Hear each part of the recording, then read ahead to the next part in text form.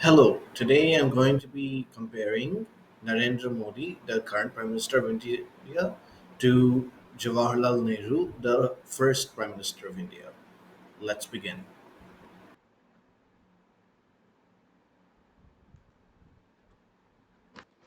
Hello, I am a global nationalist. I support nationalism in my country, India, and in all countries around the world. Today I'm going to be talking about Indian nationalism and elections, the upcoming elections in India, which starts tomorrow, which is the general election. Narendra Modi is the current prime minister, and he is standing to be re-elected and for a third term. He and his party, the BJP. The only other prime minister in India who has won a third consecutive term is the first prime minister, Jawaharlal Nehru, and I want to make some comparisons between Modi and Nehru. Not to say who was better or worse, but to just see how they're similar and different. As a nationalist, I support Modi. I hope he wins the election, but I'm going to be objective, try to be objective in this comparison. So let's get started. Maulana Azad, let's go to, before I begin, I'm talking about the Nehru became prime minister in the first place. Maulana Azad was elected Congress president in 1940, and because of various factors like World War II, the Quit India movement, and most of the Congress leaders being in jails, Azad continued to be the Congress president until April 1946. Once the election for the post of Congress president was announced, Maulana Azad expressed desire for the re-election, but he chose not to stand.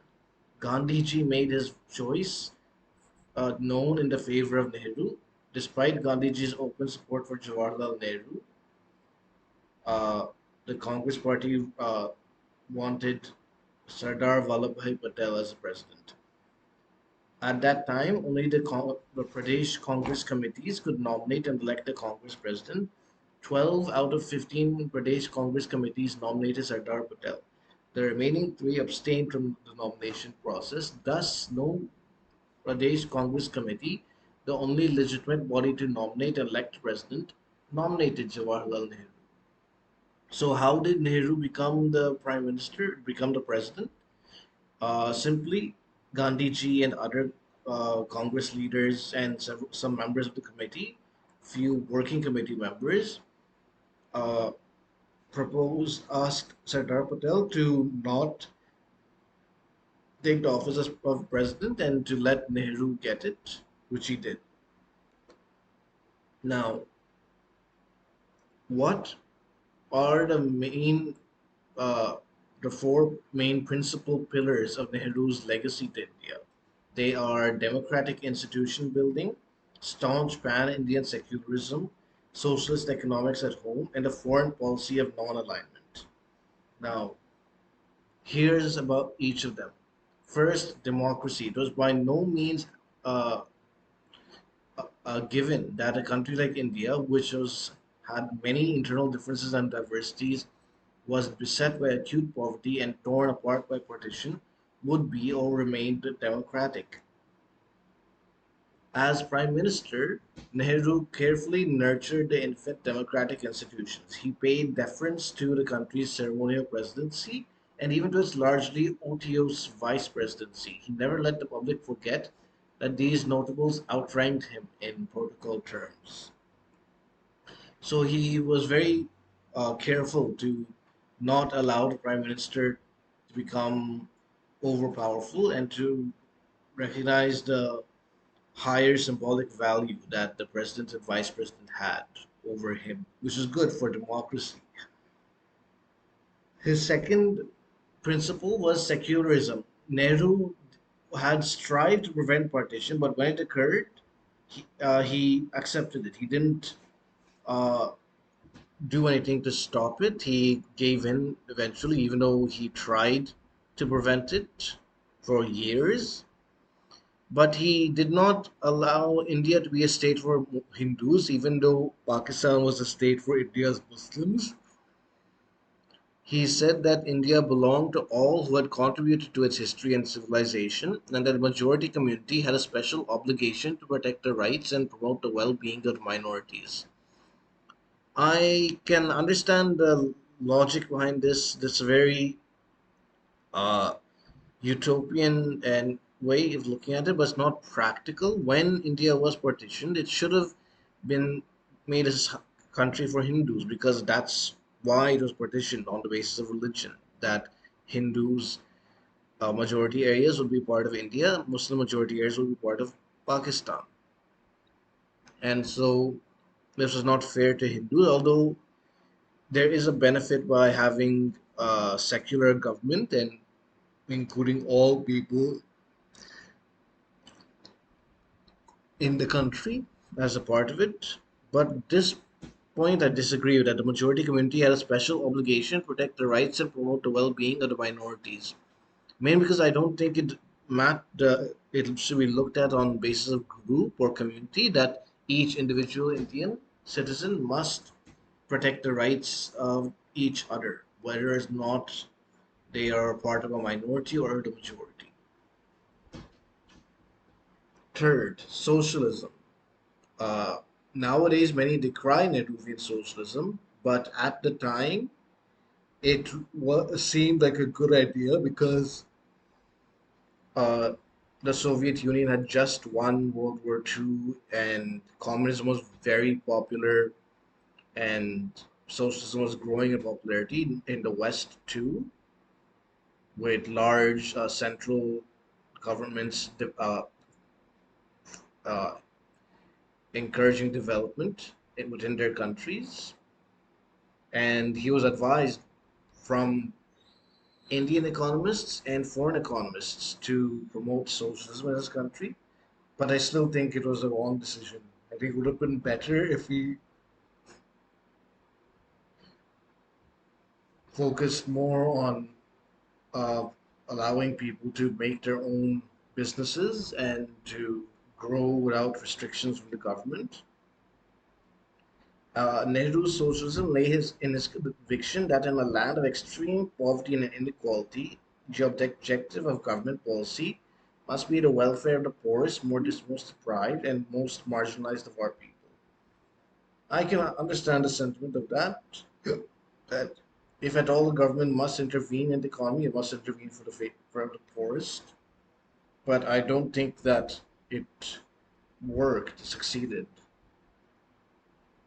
Finally, foreign policy. Nehru was a convinced internationalist.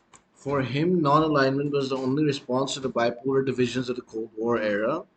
Nehru was determined to protect the country's strategic autonomy. India was not about to mortgage its independence by aligning itself to either superpower in the Cold War.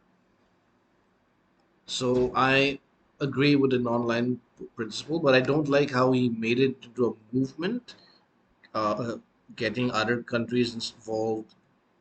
So just made a decision. We're not with the USSR or the US. We're going to work together with both of them. This make it into a movement, popularizing it, talking about it a lot, irritated both the West and the East.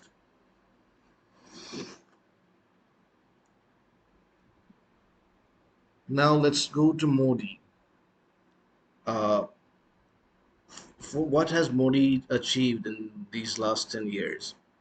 A doubling of airports to 149 from 74, 905 kilometers of metro lines from 248 kilometers, 706 medical colleges from 387 before he took office. Multinational companies, including Apple and its supplier Foxconn, are building capacity in India as part of a China Plus One diversification drive. So he's building the infrastructure in India, which will really help the economy. India's infrastructure needs vast improvement. Unfortunately, India, according to many economists, is not creating enough jobs, presenting a vulnerable point for the BJP in this election. Although many economists say India's data on unemployment is inadequate, according to one widely cited measure reported by the Center for Monitoring Indian Economy, the rate of unemployment is running at about 9%. However, Modi has disagreed with this. He says that when evaluate that the periodic labor force survey shows a consistent decline in unemployment rates. When evaluating different performance parameters like productivity and infrastructure expansion, it becomes evident that employment generation in India, a vast and youthful nation, has indeed accelerated.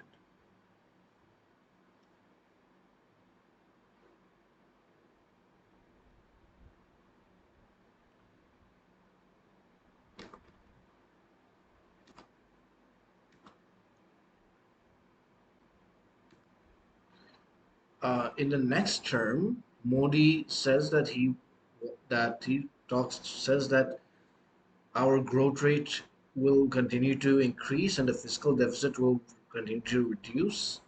This is a time when our exports are increasing and the current account deficit is reducing. Inflation is in control.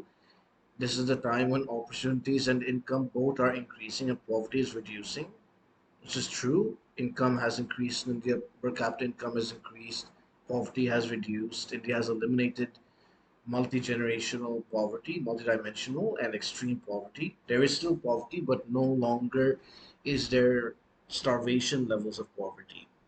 Further progress towards digitalization and continued policy push towards manufacturing exports can be expected, and implementation of supply side reforms could pick up, including clean energy transition, increase in infrastructure spending, both digital and physical, manufacturing push, and other targeted policy initiatives.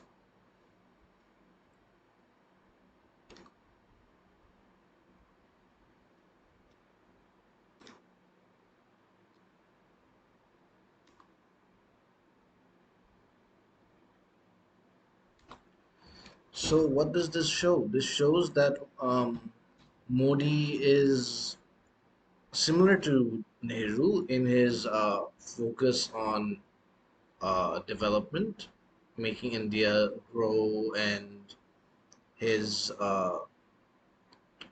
focus on pushing, and he's also maintained Nehru's non-alignment position, which is transformed into strategic autonomy, whereby India is not neutral but is engaging with multiple countries without aligning with either one, which was different from Nehru, where he kind of isolated India politically and economically, especially with his protectionism policies. But now India has really shed off the socialism and is becoming more capitalist. The government is pro business, and this is why the economy is growing. So I am happy with all that.